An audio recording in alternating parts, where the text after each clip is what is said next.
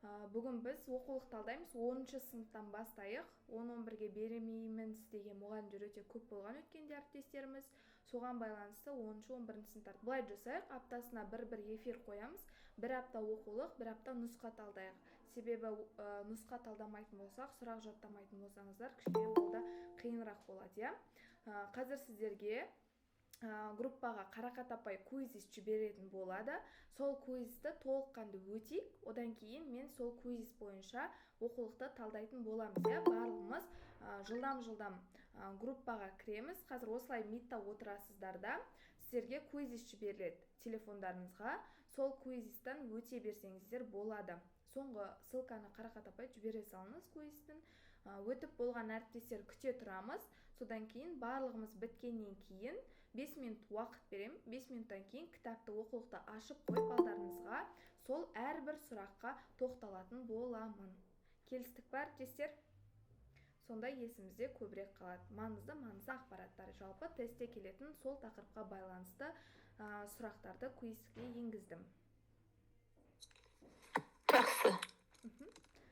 Жақсы, қазір чаттарыңызға кірсеңіздер, WhatsApp чаттарыңызға сіздерге ссылка барда. Астын жаза салыңыз, апай. Жылдамырақ осы квизді өтеміз деп, Жақсы, барлықтарыңызға квиз барса, аты жөндеріңізді дұрыстап жазсаңыздар. Мен мына жақтан қарап отырамын.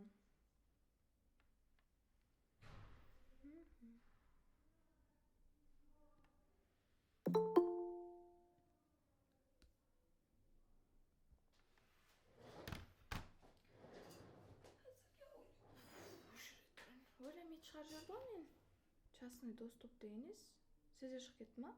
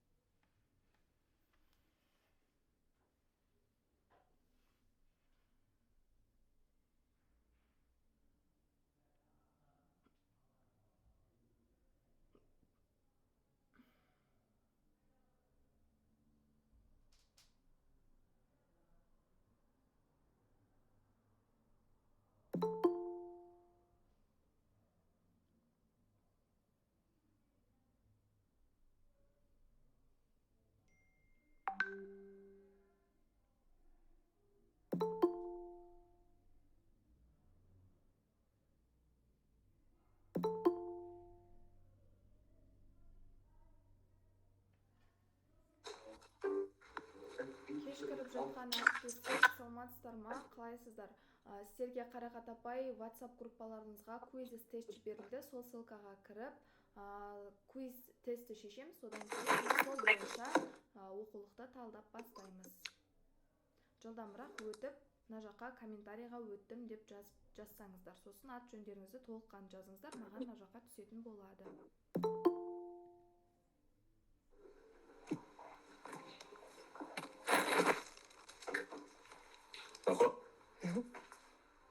Тест алдағы? Дайындық тест қой неге? Неге? Сатып алғаның ба? Иә. Өлтіреді да осы кісілері. Маған түсіп отыратын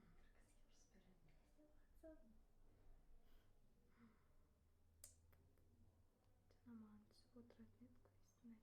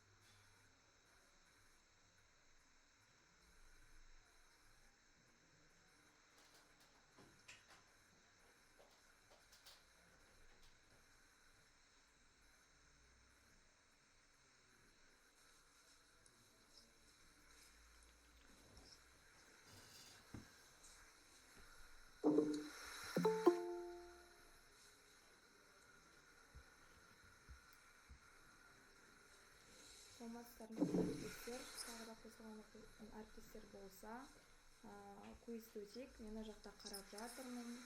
Шахризада апайды, Айгүл апайды, Бақытқали ағайды, Гүлназ апайды, Гүлзия апайды, Есбергенов Алмазбек ағайды, Мөлдір апайды тапсырып жатыр екен.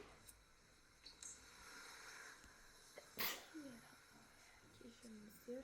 Так.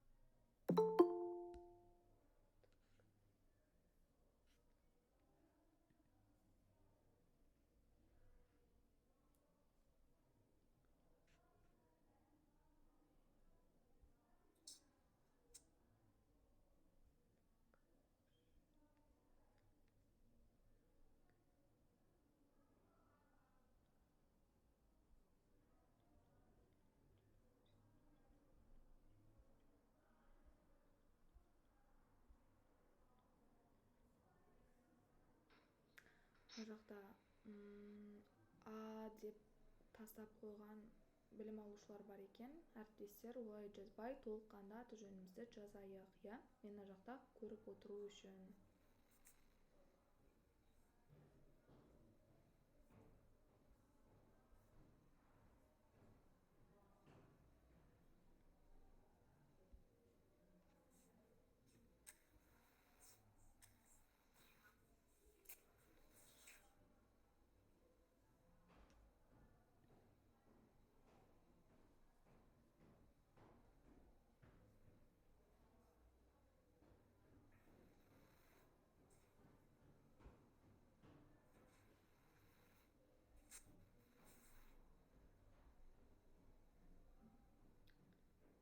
Бибінара апай, шығып кеттік па квиздан? Жадыра апай, 2 рет кіріп кетіпсіз. Али апай, белгілемей жатырмыз. Белгілей алмай жатырмын, шемен. Неге апай, ссылкаға кірсеңіз, ат жөніңіз жазып старт деп басқансыз ғой, болдары қарай кәдімгі дұрыс жауабын белгілей бересіз ғой. Сол енді сұраққа келген кезде түсіне алмай тұрмын ғой. Сұрақ шықпай жатыр да. Сұрақ шықпай жатыр. Кураторыңызға скрин жіберсеңіз. Жақсы. Қазір бізде бірінші орында Бақытқали ағай келе жатыр. Өте жақсы ағай.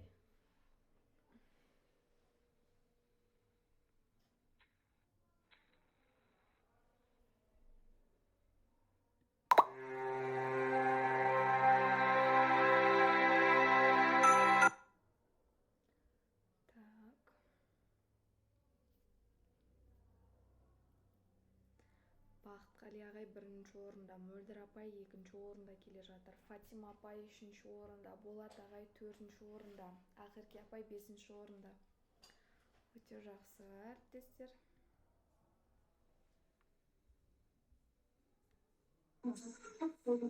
Тест қай жерінде тұр? Көрінбей жатыр. Соны мен де түсінбей тұрмын, қай жерде тұрған. Группаға ссылка жіберді ғой. Группаға Қарақат апайға ссылка жіберді әріптестер. Так, сіздерге группаға Қарақат апай кураторларыңыз ссылка жіберді. Сол ссылканы басып кіресіздер да, сол жаққа аты жөндеріңізді жазып, начать десеңіздер, уже басталып кетеді сіздерде. Тест сұрақ кәдімгі квиз форматында.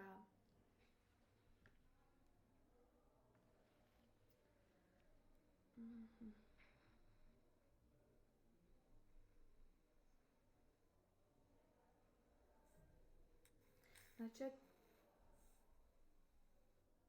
Мына жерде сіздер уже бітіріп тастағансыздар ғой.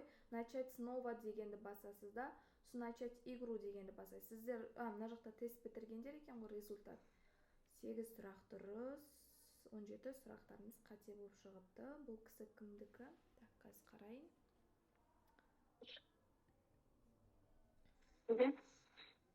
Ссылка жібермеген.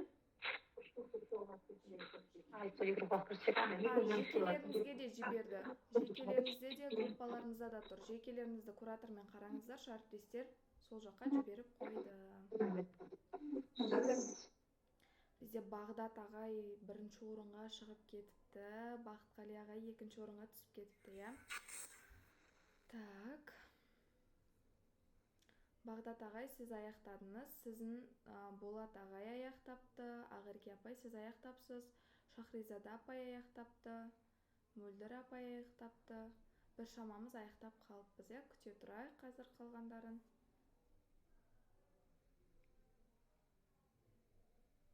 Начать сначала дегенді басайық па енді? Я, начать сначала дегенді басыңыздарда тесті жылдам белгілеп шығамыз.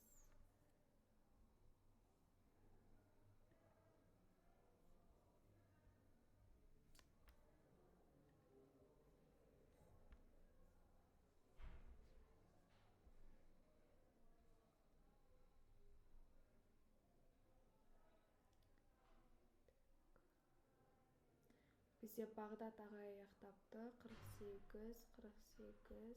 Қарап отырмын барлықтарыңыздың нәтижелеріңізді.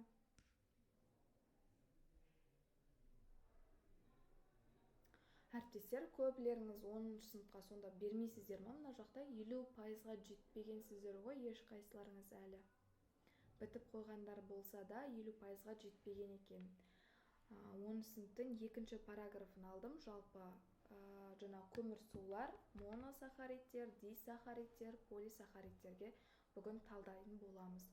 Бірінші тақырыпта, бірінші параграфты алған жоқпын. Себебі ол жақта жалпы су адам өмірінің, жануар өмірінің, тіршіліктің көзі болып табылатындығы туралы айтылған. Ол параграфты толыққанды өздеріңіз үйге беремін. Жақсылап оқыңыздар. Келесі сабақта эфирларда мен сіздерден сол квизисті сол бірінші параграф бойынша алатын боламын. Ол жақта қателеспесем просто талдайтын көп дүниелер жоқ. Ол жақта судың құрамы жайында, қай ағзада қанша пайыз су болатындығы жайында толыққанды көрсетілген. Соны толыққанды оқып алыңыздар. Екінші параграф үлкен параграф болғандықтан сіздерге қойып отырмын.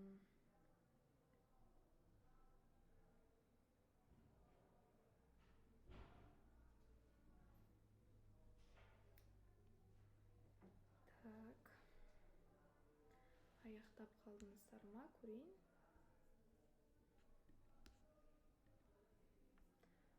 Бізде Мөлдір апай бірінші орынға шығыпты.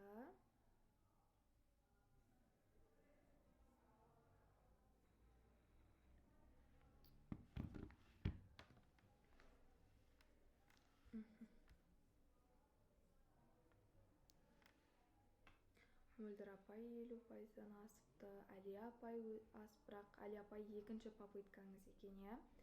Айнұр апай 50%-дан асыпты. Жақсы.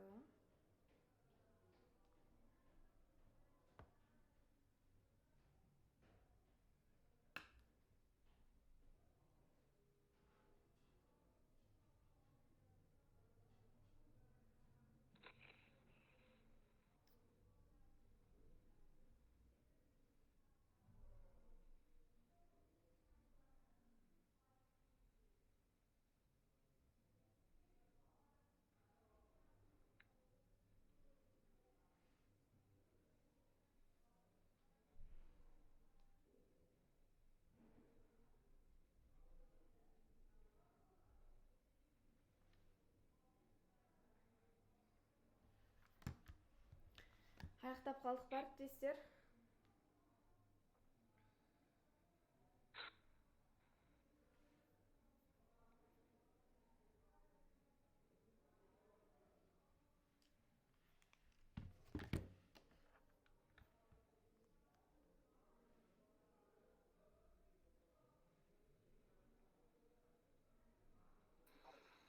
Аяқтадым мен, иә.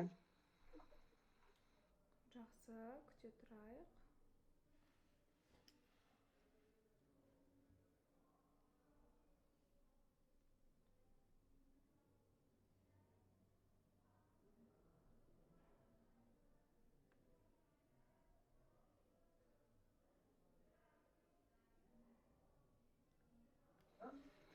Мен де 10-11 сыныптарға сабақ бермеймін. Уже 4 жыл ма 5 жылдай болып қалды. Жақсы, қазір қараймыз, өйткені барлықтарыңызда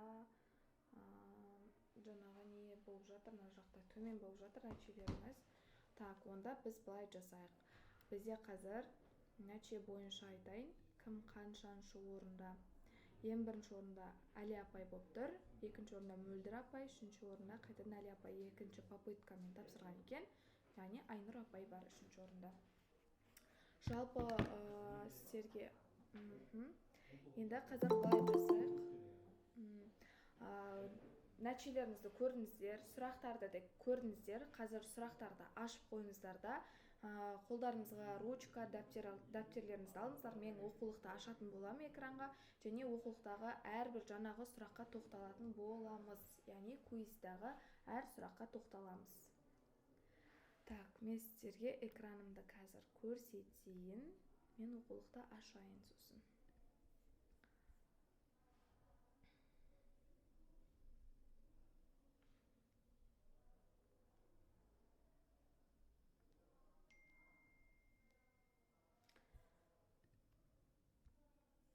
Барлығымыз тапсырып болсақ.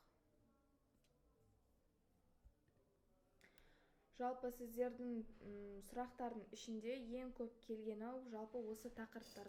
Тек қана осы екінші параграф бойынша ғана алдым, шыны керек. Так, енді қазір мен сұрақтарды ашып алайын.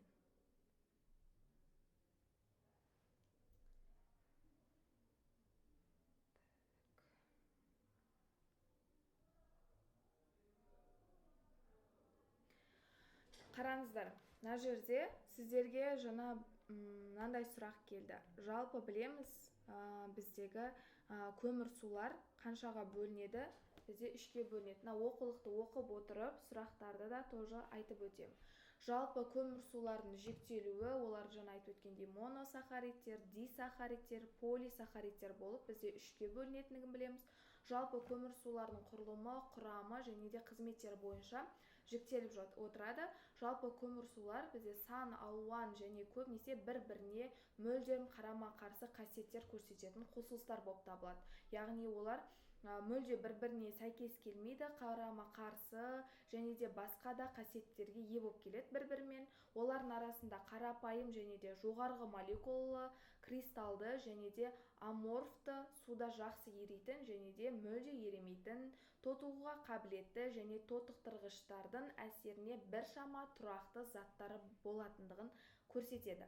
Жалпы ол деп отырғанымыз, яғни аморфты морт сынғыштар түрлері бар, кристалды түрлері де кездеседі және де олар суда еритін, еремейтін көмірсулар болып табылады. Бұл енді кішкене химия бағытына да келеді, өйткені осы көмірсулардың химиялық құрамы да бар. Химиялық құрамына байланысты ерігіштік кесте бар. Ерігіштік, осы биология тапсырып жатсаңыздар, мысалға ерігіштіктің артында суда еритін қышқылдар бар, тұздар бар, соған байланысты сіздер бұны да ажырата аласыздар. Жалпы 10-11 сыныптың биологиясы химияға байланысты, яғни химия мен биологияның арасындағы жалпы ұқсастықтар өте көп. Өйткені 10 мен 11-де жалпылама ол заттардың ішкі құрылымы, метаболизмі, ондай қандай процестер жүреді, оларға қатысатын реакциялар соған байланысты өте көп. Сондықтан да көп мұғалімдер осы 10-11 сыныптың сұрақтарына келген кезде кішкене қиналып қалады.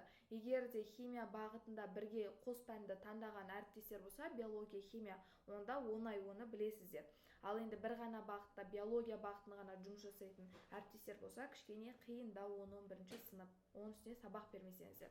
Жалпы көмірсулардың көпшіліктерінің жалпы формуласы көрсетіп қойған, жазып қойсам да болады, CnH2ON. Яғни бұл жерде N-дардың орны білеміз сандарды білдіреді, белгілі бір сандарды көрсетеді.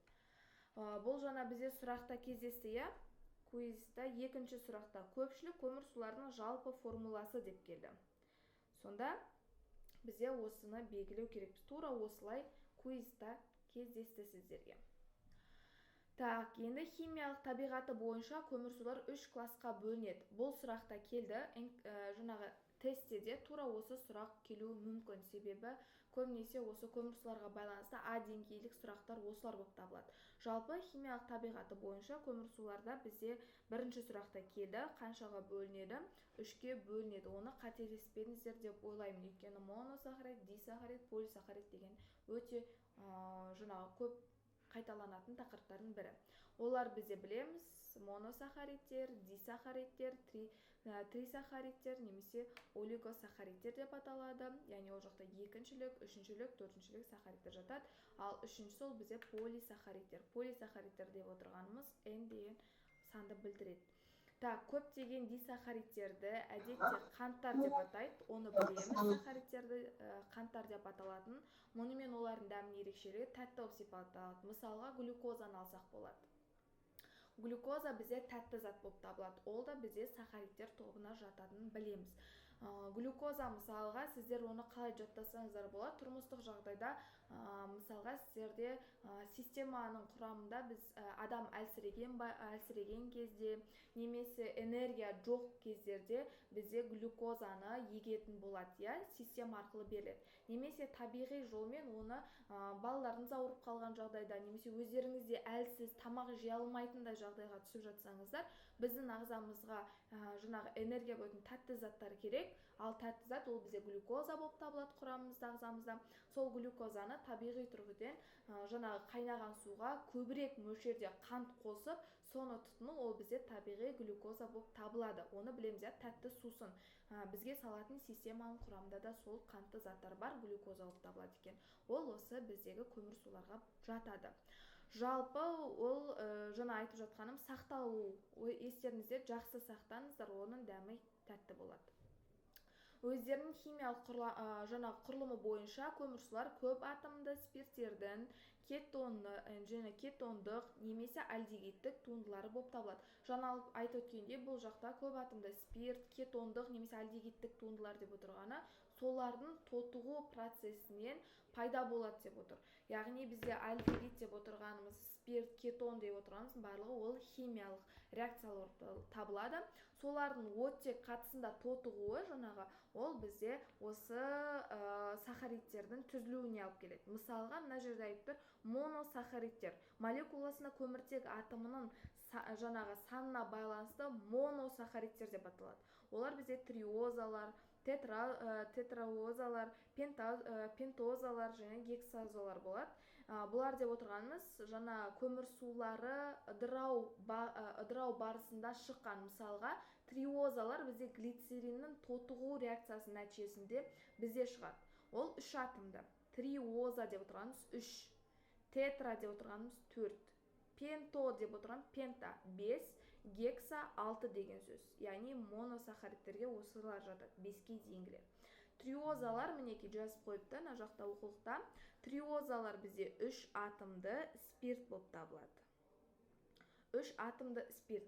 Глицериннің тотығу кезінде түзіледі. Бірінші реттік спирттік топ тотыққан жағдайда глицериндік альдегид түзіледі. Ал екінші реттік спирттік топ тотыққанда ол кезде жаңағы мінеки 2 диоксиоцетон түзіледі. Яғни ол да спирт болып табылады. Мысалға, осы реакцияны жазайық. Мысалға, триоза алатын реакция бар бізде. С3H8 О қанша болады білеміз ба біз? О3 болады.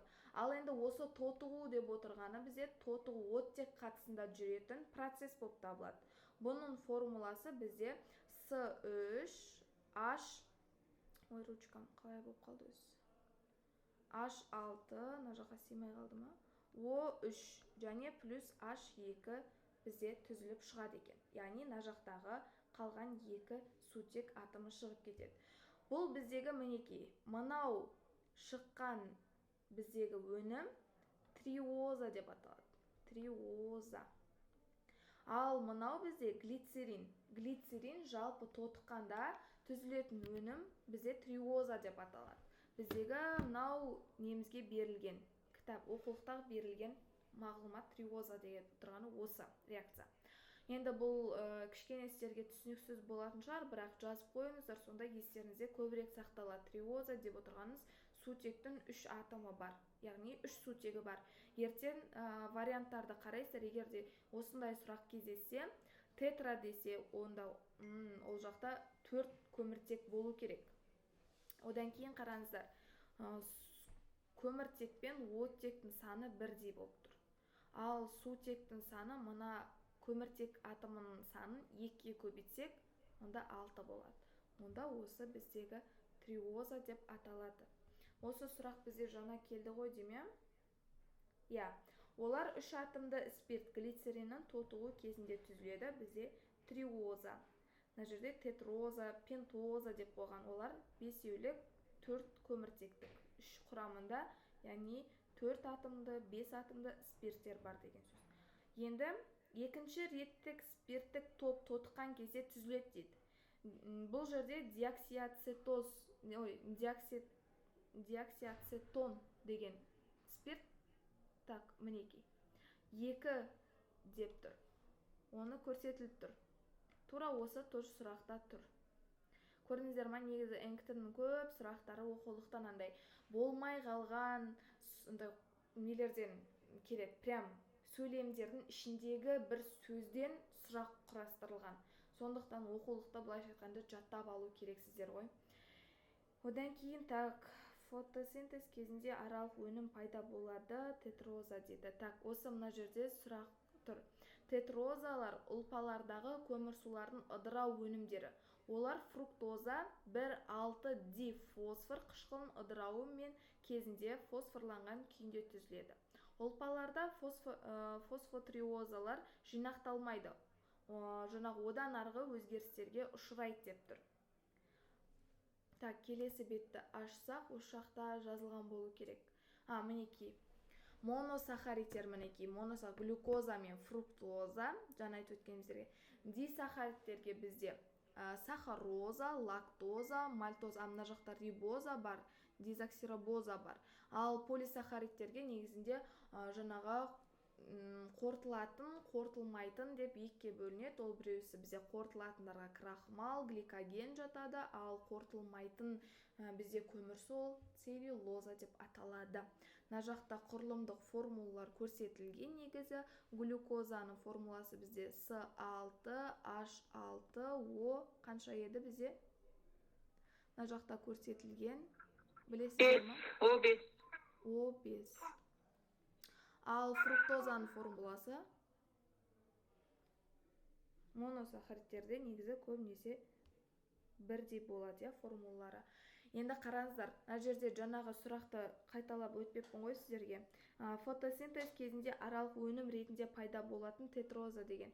Мінекей, тетроза деп отырғанымыз құрамында көміртек атомы 4 болатын. Тетра. Тетрозалар фотосинтез кезінде аралық өнім ретінде пайда болады. Көрдіңіздер ма, мына сөйлемді бірінші сөйлемде осы сұрақ кездесіп тұр. Енді адам өмірінде көмірсулар ыдырауының пентозалық циклінде түзіледі деп тұр.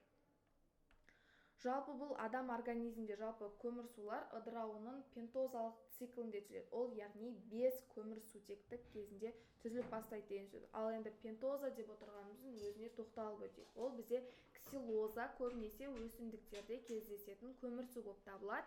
Ол бізде кондитерлік өнеркәсіпте қолданылады. Мысалға, диабет ауруына шалдыққандар үшін жаңағы қолданысқа ие. Рибоза және дезоксирибоза осы РНК мен ДНК-ның құрамына кіреді. Рибозада глюкозаның ыдырау кезіндегі пентозалық циклде түзіледі. Оны білеміз, я. Жалпы бізде цикл бар ғой, я.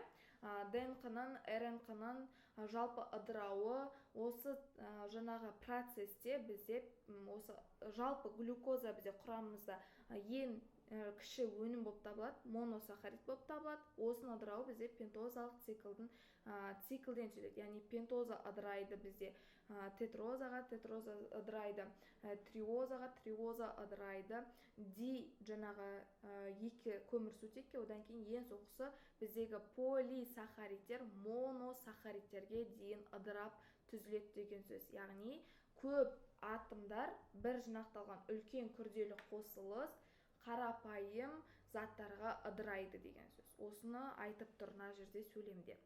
Енді гексазолалар бар, ол бізде 6 көмірсутектік. Ол бізде Д-глюкоза, яғни жүзім қанты деп аталады. Ол бізде декстроза, мына жерде көрсетілген глюкоза молекуласының құрам моделі. Тура осыны оқушылар мектепте осы модельдерді құрады. Тура осы полисахаридтерге, моносахаридтерге байланысты тақырыпта мектептеріңізде лаборатория болса, химия сабағында әртүрлі сахаридтерді, осы моносахаридтердің осындай құрылымын анықтайды. Өйткені олар қандай тор түзеді, кристалдық тор немесе жаңағы қандай байланысты түзеді, соған байланысты құрастырылады. Енді осы гексазолаларда глюкоза мен, яғни глюкоза көп мөлшерде толық піскен жүзімде болады. Мына жерде айтып тұр. Глюкоза көп мөлшерде піскен толық жүзімде болады. Осы сұрақта келіп қалуы мүмкін. Глюкоза қай жемістің құрамында көп кездеседі деп. Бізде мына жақта бар ма екен? Мына жақта кондитерлік өнеркәсіпте қолданылады, ол ксилоза. Біліп алдыңыздар, иә, оны жаңа айтып өттік кондитерлікте. Адам қанында глюкозаның мөлшері, оған енді келеміз. Мінекей тұр. Адам қанының құрамында глюкозаның мөлшері 80-20 миллиграммды құрайды. Мінекей. Так, мына жақта жаңағы глюкозаға байланысты сұрақ қоймаған секілдімін. Жақсы, так, бізде осы жүзімді өзімізде білеміз. Жүзім жемісінде ең көп глюкоза кездескендіктен оны көбінесе пайдалану кішкене тістің құрамына да зиянын тигізіп жатады. Мысалға қанты көп болғандықтан. Одан кейін жүзімді көп жеу адамды жаңағы артық салмаққа келеді. Өйткені ол жақта көмірсулар көп болғандықтан адам ағзасында көмірсу мөлшері көбейеді, адам салмақ қоса бастайды. Соған байланысты жүзімді негізі көп пайдаланбау керек деп айтады. Одан кейін жүзімнен кейін тісті тазалау міндетті болып табылады, өйткені құрамында қанттың мөлшері көп болғандықтан. Осыған байланысты. Соны солай жаттап алсаңыздар болады. Глюкоза ол қант, ал қант ненің құрамында кездеседі? Ең көп ол жүзім жемісінің құрамында кездеседі. Енді ұлпалар мен жасушаларда көмірсулардың ыдырауында аралық зат ретінде глюкоза фосфорланған күйінде кездеседі деп тұр. Яғни бізде фосфор глюкозаның құрамында кездеседі, аралық өнім ретінде. Ал кейіннен ол фосфор шығарылады, тек қана глюкоза моносахарид ретінде қалады. Ал аралық зат ретінде жаттап алыңыздар, тоже көмірсулардың ыдырау кезінде, көмірсулар бізде ыдырайды, жаңа полисахаридтер бізде ыдырау барысында олардың құрамында аралық зат ретінде фосфорланған күйде де глюкоза кездеседі. Д-лактоза сүт қантының, яғни сүт қанты лактозаның құрамдас бөлігі болып табылады. Сүт қантының құрамдас бөлігі болып табылады. Д-лактоза, яғни лактоза сүттің құрамында кездеседі. Сонымен қатар мидың құрамына кіретін күрделі липидтер, яғни мына сұрақ келді ғой деймін жаңа, иә? Церебриозит деген, яғни мына жақтағы тура осы сөзді сұрақта алып тасталған құрамында кездеседі. Д-лактоза күрделі липидтер құрамдас бөлігі, нелердің құрамдас бөлігі? Цереброзиттердің құрамдас бөлігі. Тура осы сұрақ, осы сөз келген. Так, Д-фруктоза жеміс қанты, яғни жемістің, гүл шырынның, балдың құрамында болатын бізде Д-фруктоза. Фруктоза сахарозаның құрамына кіреді. Жалпы фруктоза деп отырғанымыз ол да моносахарид. Ал енді бізде жаңа айтып өттік, біздің құрамымыз ағзамызға барлық көмірсулар моносахарид ретінде жаңағы сіңіріледі деп айттық. Соған байланысты осы фруктозада бізде моносахарид, ол бізде барлық жемістердің, гүл шырындардың, жалпы балдың құрамында келетін тәтті заттардың құрамында кездесетін сахарозаның бірі болып табылады екен. Енді бұл моносахаридтер. Моносахаридтерді білдік, бізде глюкоза, глюкозаның ішінде фруктоза, рибоза, дезоксирибозалар кіреді. Оны жаңа айтып өттік, көміртегінің, былай жаттап алсаңыздар болады. Көміртегінің 6 деген санымен шектеледі. Моносахаридтер. Так, енді дисахаридтер. Жаңағы бұл біздегі көмірсутектердің, көмірсулар өздерінің аталуына сәйкес гликолиздік байланыстар арқылы байланысқан екі немесе одан да көп көмірсутектер атомы бізде дисахаридтер деп аталады. Яғни бұл бірнеше моносахарид қалдықтарынан құралады. Яғни екі глюкоза қосылып, бізде сахарозаны құрастырады, лактоза деген сияқты екі моносахаридтен тұратын. Бұл бізде жазылып қойыпты. Екі моносахаридтің қосылу нәтижесінде бір молекула су бөлініп шығады да дисахаридтерге сахароза, мальтоза және де лактоза жатады. Жаңа айтып өттік, лактозаның жаңағы шығарылуы, моносахаридке ыдырауы, сахарозаның, мальтозаның. Сахароза бізде қызылшада болады, қант қамысында болады. Қант қызылшасының тамырында қанттың мөлшері 27%-ке дейін жетеді. Ал қант қамысында 20%-ға дейін жетеді. Жалпы бізде осы қантты алу, мына жақта сұрақта кездескен қанша пайыз екені. Жалпы қант алу Қазақстанда өнеркәсіпте, жалпы зауыттарда осы қант қызылшасынан алады. Оны білеміз ғой, барлығымыз. Жалпы мына жақта сұрақ келген, 11 сахароза қант қызылшасының тамырына неше пайыз және қант қамысының құрамында неше пайызға дейін жетеді деп. Дұрыс шығуға 20-27%-ға дейін жетеді. Яғни екеуінің аралық өнімі жазылып қойыпты. Енді осындай сұрақтар көп кездеседі, әріптестер, соны табиғи жаңағы өзіміздің қоғамдағы, тұрмыстағы жағдайлармен бірге жаттап алыңыздар. Сонда жаңағы көбірек миларыңызға жатталатын болады. Жалпы сахарозаның қанттың құрамында, яғни қызылшаның құрамында 27%, ал қант қамысында 20%. Соны жаттап алыңыздар. Или былай жазып қойыңыздар. Қант қызылшасы. Қызылшасы, так, 27%, ал мына жаққа қант қамысы 20%. Тура осылай жазып жаттап алыңыздар. Сахароза глюкоза мен фруктозадан тұрады. Жаңа айтып өттім, екі жаңағы глюкоза мен фруктоза қосылса, бізде екі моносахаридтің өнімі бізде сахароза дисахарид болып табылады екен. Енді лактоза. Мына жақта ондай сұрақ кездесті ме? Әлі кездеседі. Лактоза бізде глюкоза мен галактозадан тұратын ана сүтінің және жануарлар сүтінің құрамында болады. Барлық моносахаридтер мен дисахаридтер өзіндік дәммен ерекшеленеді. Мысалға алсақ, былай айтайықшы сіздерге, енді біз көп жануарлардың сүтін пайдаланамыз, тұрмыста. Жылқының сүтін алсақ, саумал деп аталады. Саумалды ішу барысында ең табиғи өнім ретінде біз ашымай тұрып, мысалы қымыз болмай жатып, сауылған күйінде ішетін болсақ, өте тәтті. Оны білеміз, өте тәтті. Ішінде себебі олардың көмірсулар бар. Мысалға лактоза бар. Бұл сүттердің құрамында кездесетін біздегі дисахарид.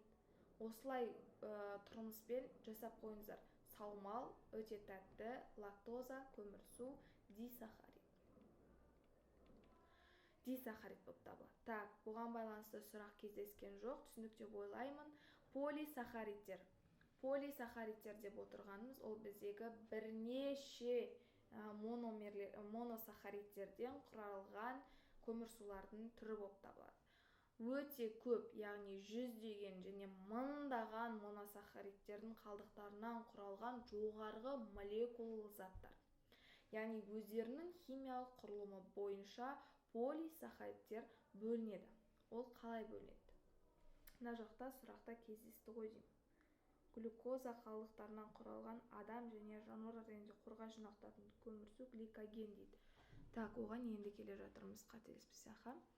Так, біз кездесіп жазбағанбыз ба?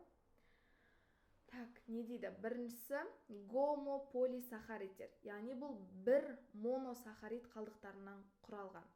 Мысалға алсақ, глюкоза ма? Тек қана глюкоза. Фруктоза ма? Тек қана фруктоза. Мысалға С6H12O6. Вот, жаңа қате айттық. Глюкоза болса, осының N деген дәрежесі бар, ол біздегі полисахарид болып табылады. Бұл қандай полисахарид? Еще гомополисахарид. Тек қана бір ғана моносахаридтің түрінен жинақталған, бірақ өте көп мөлшерде бар сахаридтің түрі, ол бізде гомополисахарид болып табылады. Тек қана глюкозадан құраса. Немесе тек осының орнына фруктоза болуы мүмкін. Немесе тек қана жаңағы лактоза, тек қана жаңа моносахаридтердің қалдықтары деп айттық.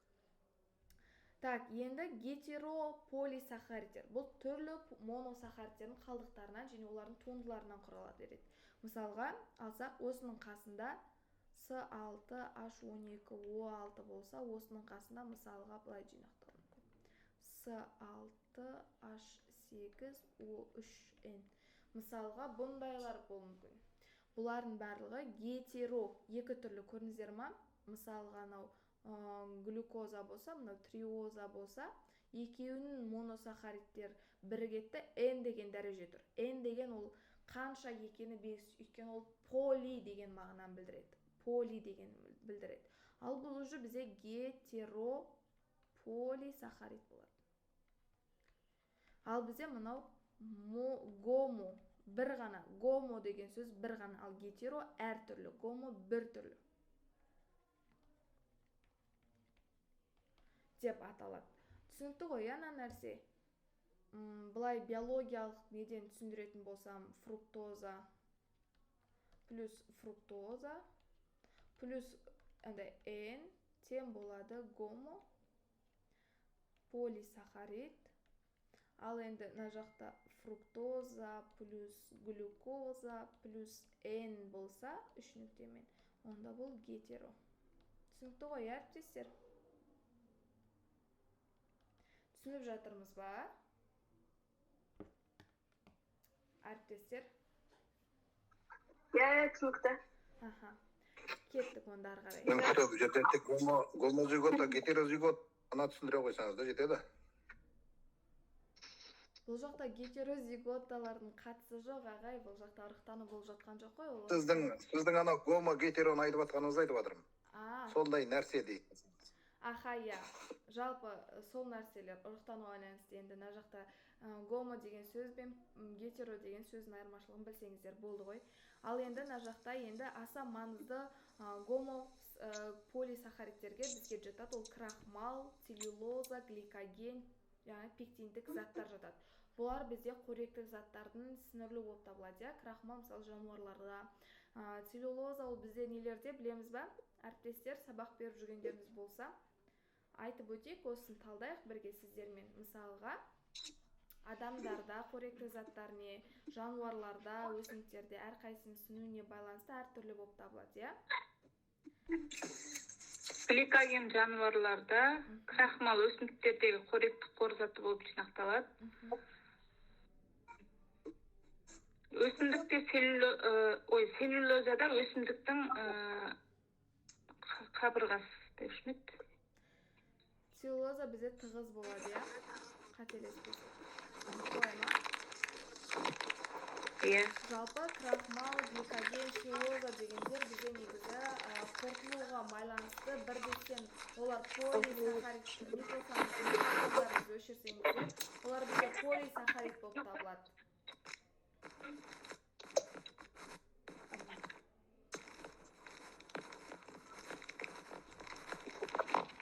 Мысалға, айтып өттік қой, жаңа айттық, сынақта сұрақта бар. Бізде крахмал бізде өсімдіктерде де болып табылады. Оның формуласын білеміз ғой, иә? Мына жақта сұрақта кездеспекті. С6H10O5. Мінекей, бұл біздегі жаңағы микрофон баллондарыңызды өшірсеңіздер әріптестер гомополисахаридтерге жататын болып табылады крахмал. Бірақ осы N деген нәрсе оның дәрежесін көрсетеді, яғни поли екендігін көрсететін болады. Бұлардың барлығы бізде кәдімгі қоректік энергия бөлетін заттар болып табылады. Енді крахмалға тоқталып өтеміз. Қазір әрқайсына енді тоқталамыз. Крахмал бізде өсімдіктердің қор ретінде жинақталатын полисахариді болып табылады. Жаңа айтып өттік. Ол бізде майда дәндер түрінде өсімдіктердің, яғни түйнегінде немесе тамырында, астық дақылдарының дәнінде қорға жинақталады. Біз білеміз ғой, иә, қорға жинақталатын өсімдіктердің қай мүшелерінде екенін осы айтылып тұр. Бізде өсімдіктердің түйнегінде, мысалға, картопты алатын болсақ, картоптың астындағы біз жеп жүрген дүние ол біздегі қоректік заттарға толы түйнек болып табылады. Немесе гүлді алайық, жаңағы апайлар болса, гүл өсіретін орталарында болса, көп гүлдердің астында осындай түйнекті көбейетін өсімдіктер бар. Олардың да қоректері осы крахмалдың жиналатын орны болып табылады. Немесе тамырларда, негіздік тамырларда көбірек қоректік заттар болады. Одан кейін астық дақылдардың дәнегінде, оны білеміз, иә, бидайда мысалға, немесе жаңағы жаңғақтың қоректік заттары, ол жаңағы дәнегінің ішіндегі заттар бізде қоректік қор заттар болып табылады. Енді бидай дәніндегі жалпы мына жақта ең маңызды, мына жақта кімдер?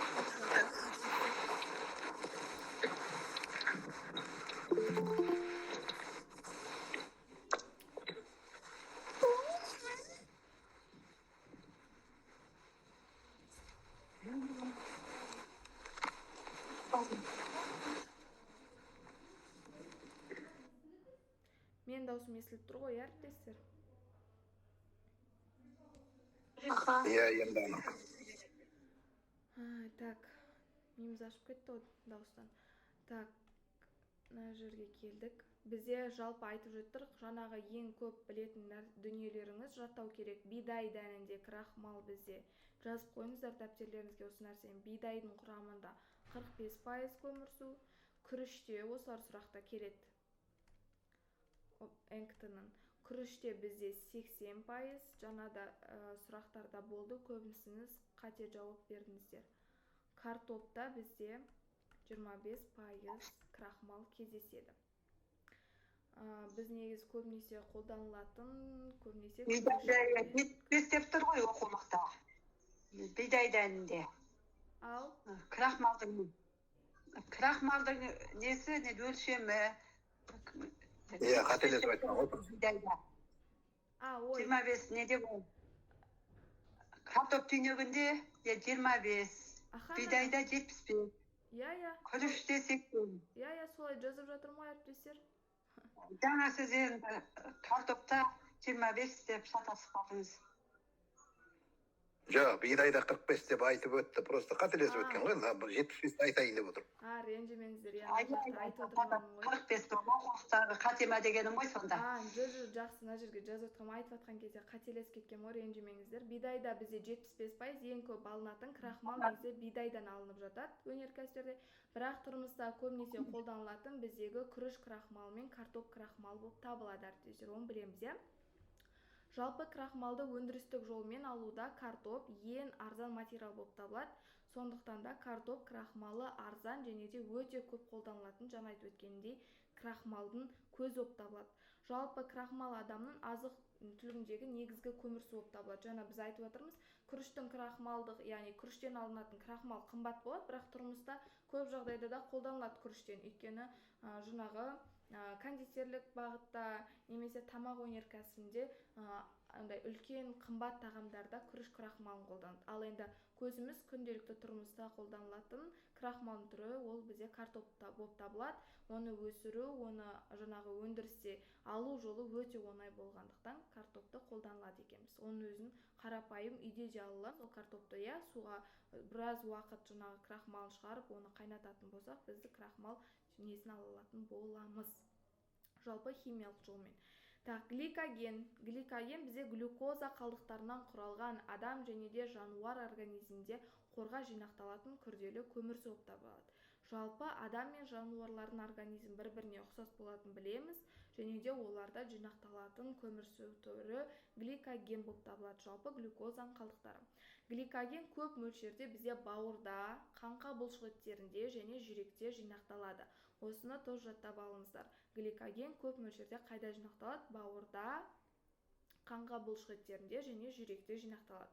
Гликогеннің бауырдағы және бұлшықеттегі жаңағы мөлшері жануарлардың қалдығына, яғни адамның толығына байланысты, толықтығы, яғни дене пішініне, олардың жаңағыдай жануарлардың жаңағыдай жуан болуына немесе кішкентай жануар болуына байланысты әр түрлі болып келеді. Ал енді бауырда бізде 2%-тен, енді 2%-дан 10%-ға дейін жетеді. Бұл бізде бауырда. Ал енді қаңқа бұлшықеттерінде 0,2%, яғни өте аз мөлшерден 2%-ға дейін жетеді екен. Бұлшықеттерде.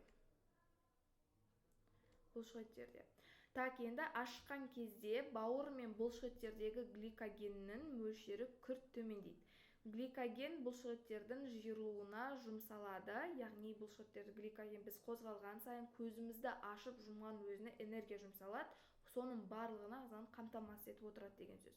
Гликоген бұлшықеттердің жиырылуына жұмсалады, оны айтты, қажыған бұлшықеттерде оның мөлшері азайып кетеді. 7-ші сурет, қателеспесем, келесі бетте. Мінекей. Молекулалық құрамы ғой, жаңағы полисахаридтердің. Жалпы жаңа айтып өттік, қай жерге келдік.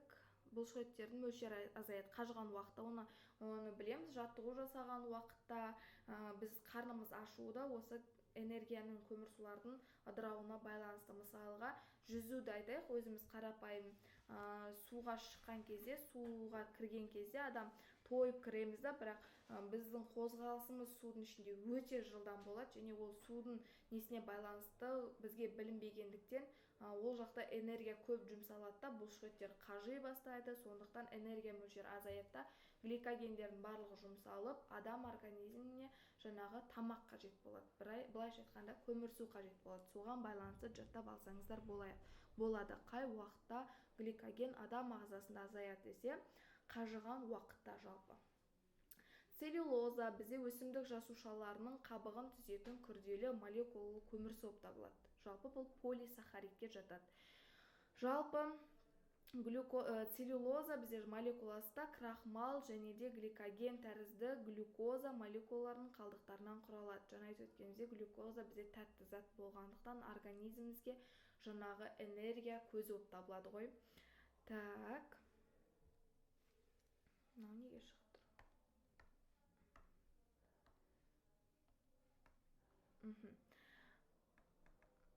Мына жақта көрінбей тұрған сияқты, иә. Жалпы бізде целлюлоза молекуласы да крахмал мен гликоген тәрізді глюкозадан тұрады деп айттық. Ол бізде целлюлоза, қай жерге келгенімізді түсінбей қалдық қой. Бірақ ол бізде гликогенде альфа-глюкозаның қалдықтары болса, целлюлоза молекуласында негізі 1-4 гликолиздік байланыстармен жалғанған бета-глюкоза қалдықтары болады. Яғни жануарлар үшін, әсіресе күйіс қайтаратын жануарлар үшін целлюлозаның қоректік маңызы өте зор болып табылады. Өйткені олар 2 рет күйіс қайтарған кезде, 2 қарынға түскен кезде өте көп мөлшерде целлюлоза қажет болады.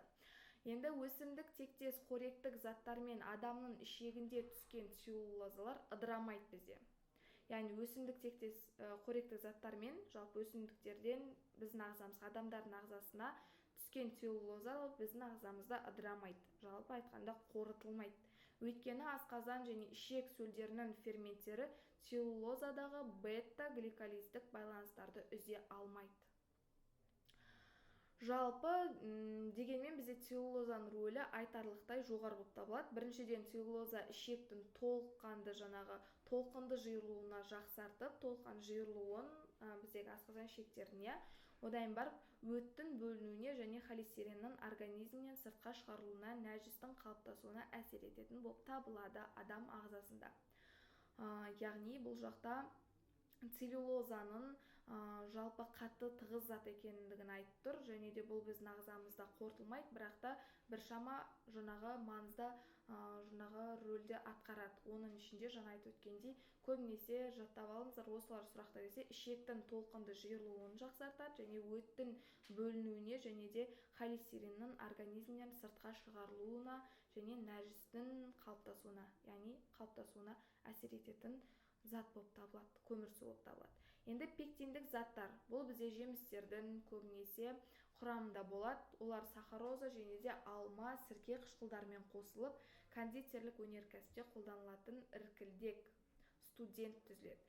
Яғни бұл жақта пептидтік заттарға молекулаларында 1,4 гликолиздік жаңағы байланыстармен байланысқан галактоза қалдықтарынан құралған заттар табылады. Бұлар бізде пектиндік заттар адамның тамақтануында үлкен рөл атқарады. Олар адамның ішегіндегі микрофлораның шіріту әрекетін бәсеңдетеді. Яғни біздің организміміздегі әрбір ағзамыз негізі өте қышқылдарға жаңағы төзбейтін болып келеді. Мысалға айтады ғой, біздегі өт жарылып кететін, немесе асқазанында тесік пайда болса, организм бірдестен шіру процесі жүреді. Өйткені ол жақтағы болатын қышқылдар өте қатты қышқыл. Даже айтады, оны егерде алып салафанға жаңағыдай қоятын болса, салафанның өзі еріп кететіндей жаңағы қасиетке ие болып табылады да ол қышқылдар. Осы бізде шірітіп жіберетін де қышқылдар ағзамызда бар. Сондықтан да шіріту әрекетін бізде басатын болып табылады. Сонымен қатар бізде токсиндік заттардың сыртқа шығаруын жағдай туғызады. Яғни біздегі токсиндік заттардың қалдық заттарды тері арқылы шығады, бізде токсиндік заттар өкпе арқылы шығады және де зәр арқылы бізде сыртқа шығарылып отырады. Білеміз, оған біздегі SO2 газы, терілер, тұздар жатады. Біздің тері арқылы, пораларымыз арқылы тұздар сыртқа шығарылатындығы. Соған байланысты жаңағы жағдайды жасайтын бізде пептиндік заттар болып табылады екен. Ал енді инулин бізде 1-2 жаңағы гликолиздік байланыстармен байланысқан фруктозаның қалдықтарынан құралады. Бұл бізде полисахарид, жаңағы бөрігүлде, нарғызгүлде және де бақбақтың тамырында кездесетін болып табылады. Соған байланысты осы жаңағы өсімдіктерді медицинада инулин алу үшін көп пайдаланады. Бүгінгі тақырып осы полисахаридтер болып табылды, әріптестер.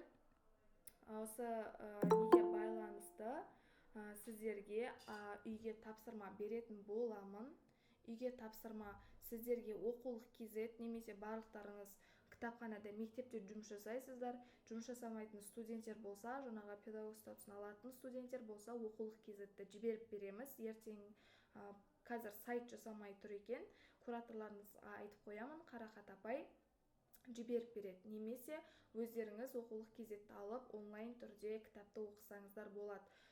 Менде қателеспесем 10 сыныптың биологиясы үйде. Қазір сол тақырыпты оқыңыздар. Бірінші параграфты жаңа естімей қалған әріптестер, бірінші параграф ол су туралы, су тіршілік көзі жалпы, судың ағзадағы мөлшері, жануарлардың ағзасындағы мөлшері, өсімдіктердің құрамында, өсімдіктерде жүретін су булану процесі, яғни транспирация процесі барлығы бірінші параграфта жазылған. Сол бірінші параграфты өздеріңіз өз беттерінше оқып, конспект жасайсыздар. Сол бойынша келесі эфирда мен уақытты берем, 5 минут уақытты квизға бөліп, сол бірінші параграф бойынша сіздерден тест алатын болам квиз арқылы. Ал екінші параграфты бүгін нәтижелеріңізді көрдіңіздер. Қайтадан екінші параграфты өз беттерінше оқып, жаңағы айтылған мәліметтерді толықтырып жазып алыңыздар. Келесі аптада эфирда нұсқа талдайтын боламыз. Нұсқаны сіздерге алдын ала жіберіп қоюға тырысамыз. Себебі ол нұсқаны өздеріңізде шешіп, одан кейін барып бірге мына жақтан дұрыс жауабымен мен талдап көрсететін боламын. Сол тесттер. Айта беріңіз. Жаңағы тест, мысалы, беріп жатқан тесттер мүмкін сол күні келетін, ОЗП-да келетін сұрақтар ғой, мүмкін. Нақты білмейді ғой қазір қандай сұрақ болады. Жоқ, жаңа мен естіп жатырмын. Бар база полностью өзгертті деп солай. Қараңыздар әріптестер, мен сіздерге бір нәрсені айтайын.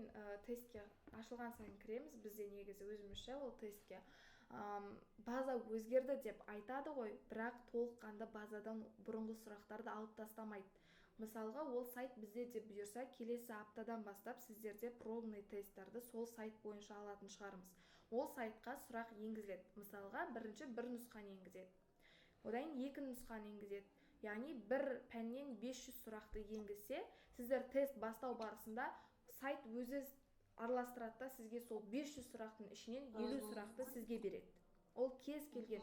Ал келесте адамға тура сол, мысалға, ол 500 сұрақты сіздер қазір жаттап алсаңыздар, базаның бүкіл база жанарды деген кезде, просто сол 500 сұрақтың үстіне тағы да 100 сұрақ немесе 500 сұрақ плюс қоса салады ол сайтқа.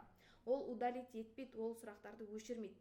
Сөйтеді сайт тағы да сізге сол 1000 сұрақтың ішінен, енді алдында 500 сұрақтың ішінен 50 сұрақ берсе, ал қазір енді 500 сұрақтың ішінен, 1000 сұрақтың ішінен 50 сұрақты сізге таңдап береді. Оның ішінде 50% ана 500 сұрақтан келуі мүмкін, 50% жаңа құралған базаға енгізген жаңа сұрақтардан келуі мүмкін. Сондықтан да ол база жанарды деп өздеріңізді паникаға шақырмаңыздар. Мен өзім былтыр кірген сұрақтар биыл да жүр әлі де. База өзгерді дегеннен кейін де кірдік. Ешқандай өзгерген, жойылып кеткен сұрақ жоқ. 2 сұрақ болсын, 3 сұрақ болсын келеді. Былтырға сұрақтарды жібереді ғой, бізге жіберді ма? Жіберді, телеграм ботты өткен аптада барлықтарыңызға группаға жіберді. Сол телеграмда. Онда шақ нұсқа телеграмда. Мен кірдім, шақ нұсқа болды. Сол 3 нұсқадағы сұрақтар қазір әріптестер келіп жатыр. Тек қана просто 150 сұрақ, бірақ та ол телеграмда нақты емес. Мысалы, суреттер көрсетеді, суреттер көрінбейді, мысалы, жоқ суреттер.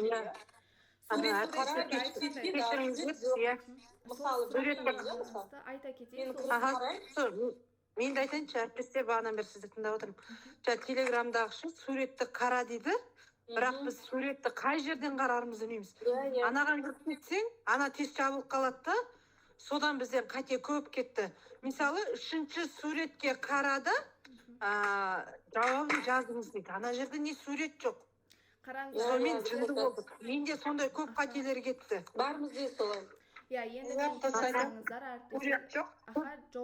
Ана телеграмда бергенде бір шығарып алатындай берсе біздің группаға, мына тестті шығарып алыңыздар қолдарыңызға алып деп. Соны біз жаттайтындай. Бес вариантты. Атаны соткіге бір қараймыз, жазып аламыз.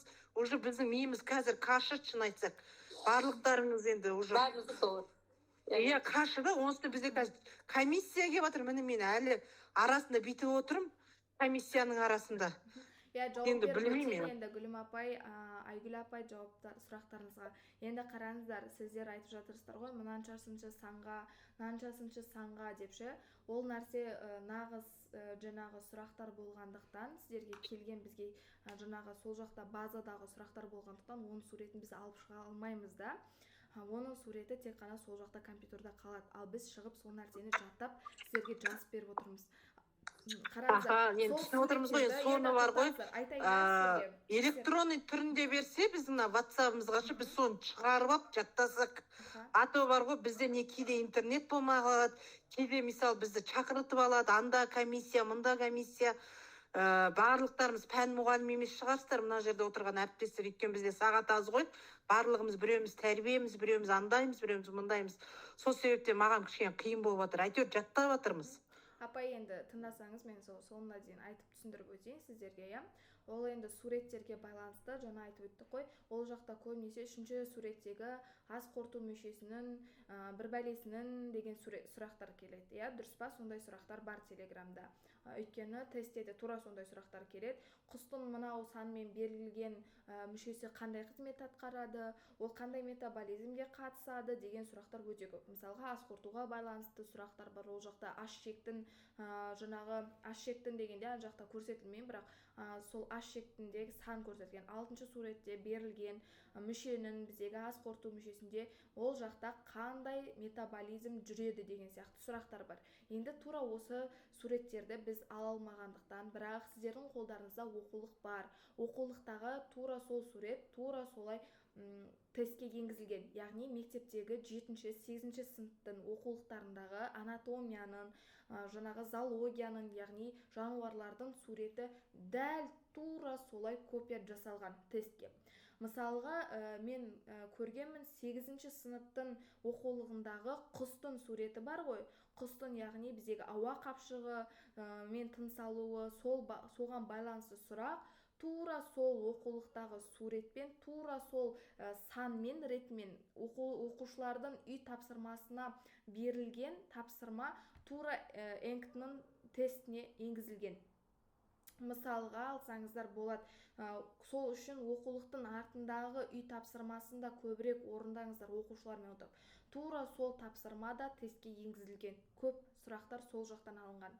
Мен өз басым сол суреттерді салыстырып көрдім.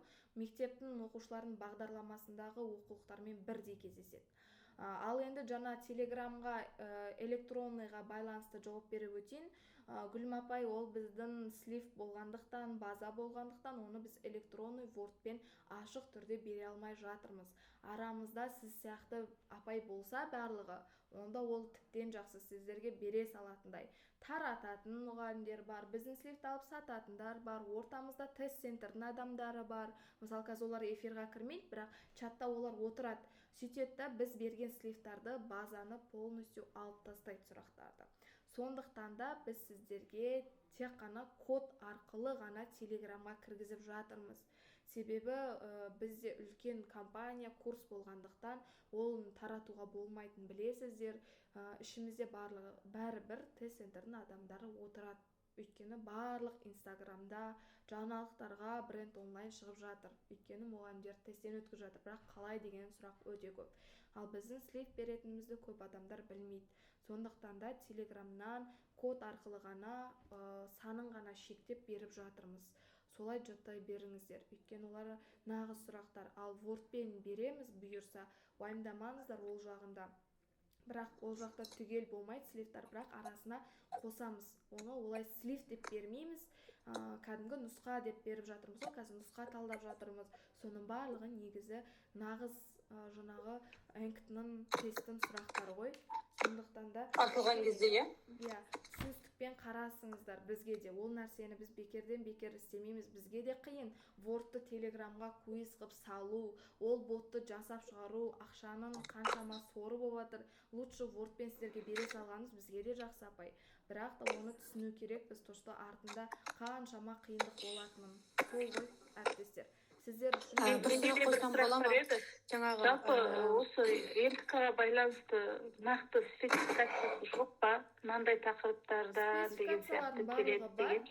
Жоқ, спецификация Гүлжан апай ашық түрде бар ғой. Ол тест-центрдің аккаунтына кірсеңіздер, спецификация ENCT тұрады. Барлық биология пәнінен, әр пәннен өзінің спецификациясы бар. Сол біздегі платформадағы сабақтардың тақырыбының барлығы спецификациядағы тақырыптар ғой. Сіздер сол бойынша бізге беріп жатырсыздар, сабақты? Иә. Платформадағы барлық видео сабақ ол осы нелердің, мұғалімдердің тестін бағалаудағы спецификация бойынша жасалған. Барлық пән ол спецификациядан артық мағлұмат сіздерге берілмейді. Иә. Соны сұраға шағам. Содан бізге күнделікті QS тесттер бар ғой, бір тақырыпқа ғана арналмаған, общий тақырыптар қамтылған бере алмайсыздар ма? Пробный ретінде апта сайын беріліп жатыр ғой, Гүлжан апай, сіздерге Google форма ретінде. Ол мына өткен тақырыбымызға байланысты, мысалы біз бүгін органикалық заттарды өтсек, сол органикалық заттарға байланысты орындаймыз, 50 сұрақ. Мен енді ойлағаным ғой, өз деңгейімізді көріп, әртүрлі тақырыптардан ENCT-ға келетін сияқтыдан алсақ деп. Жоқ, сіздерде Гүлжан апай, суббота сайын алынатын пробный, ол өтілген тақырыптарымыздан емес қой, тапсырып бердіңіз. Негізі ол пробный тестте кәдімгі барлық тақырыптар қамтылған спецификация бойынша жасалған пробный тесттер ғой, ол ішінде слив сұрақтары бар.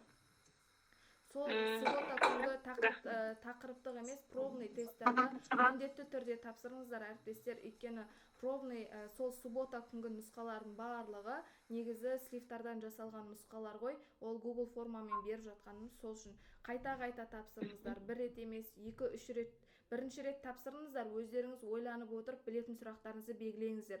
Ал білмейтін сұрақтарыңызды келесі, бізде сразу варианты көрінеді, қайсы дұрыс жауабы, қайсы дұрыс емес. Дұрыс жауабын жаттап, тағы да екінші рет сол пробный тапсырып, жаттап алыңыздар. Жаңағы осындай бүгін бастауыңыз бар ғой? 10 классқа бүгін бастауым керемет, маған ұнады. Мен қанша оқысам да кейбір ұмытып қаламын. Именно осы тақырыпты ұмытып қаламын, осы тақырып қиын тақырып. Сандар көп қой мұнда, кішкене. Осы тақырыпты мен енді бар ғой. Термин көп мұндай. Жаңа сіз айтып жатқанда тыңдай алмадым, өйткені мен жиналыста болдым да. Тура 6-да нететіндерің жаман екен. Үште қойсаңыздар, хотя бы әйтеуір бір кабинетке тығылып барсақ та бір 40 минутқа шыдайтын едік. Жақсы уақыт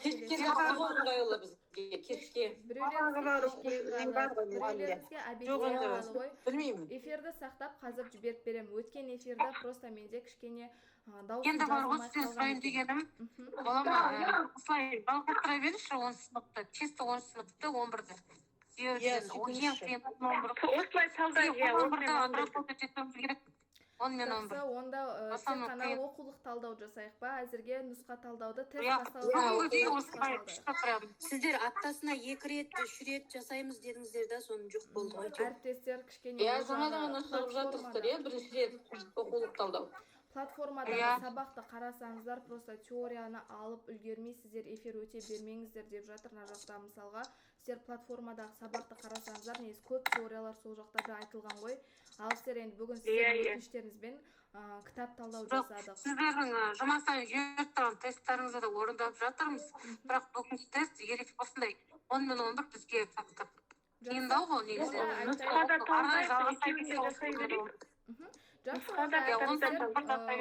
Онда былай жасайық, аптасына бір рет осылай оқулық талдап отырам, мейлінше бір емес 2 параграфты қамтуға тырысайық. Сосын тест басталған кезден бастап, тест басталған кезде нұсқа талдайтын боламыз онда, солай жасайық. Онда жақсы әріптестер. Одан кейін бүгінге сабақ емес, жұмыстан еместен тыс кездестейікші. Қазір аласып жұмыстан келдік, үлгермей қалдық. Сабақта болуын қойымыз. Сіз суббота, воскресенье күнге қойыңыз. Обязательно жасаймыз ғой. Жақсы, онда келесі суббота қойылған педагог статусын алатындарға тест оңайырақ келеді деген рас па? Жоқ, әріптестер, олай ойламаңыздар. Барлықтарыңызға бірдей тек қана бал ғана шектеу болды. Ол жақта неге байланысты емес, жаңағыдай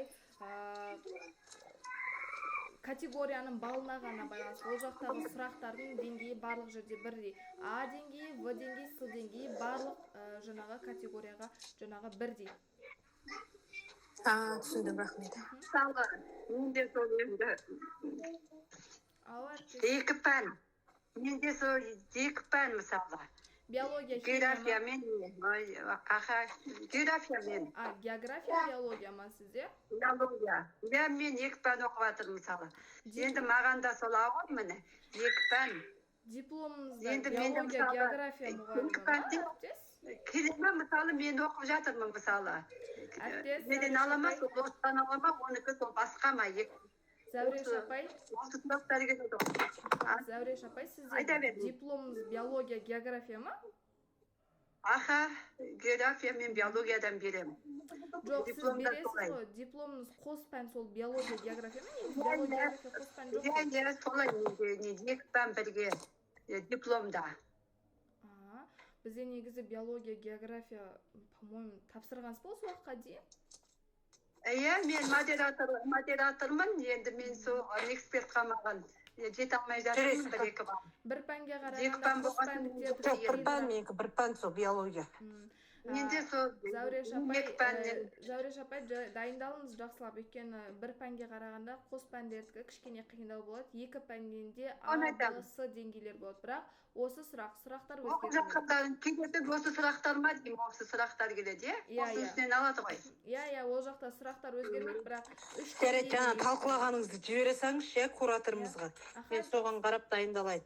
Рахмет бүгінгі сабағыңызға. Онда кураторларыңызға жақсылап тұрып отзыв қалдырып кетіңіздер, әріптестер, қуанып қалып келесі мотивация болсын. Жақсы, рахмет жаным, үлкен рахмет. Сау болыңыздар. Рахмет апай сізге. Жақсы, сау болыңыздар. Кездескенше жақсы, сау болыңыздар. Сау болыңыздар. Сау болыңыздар.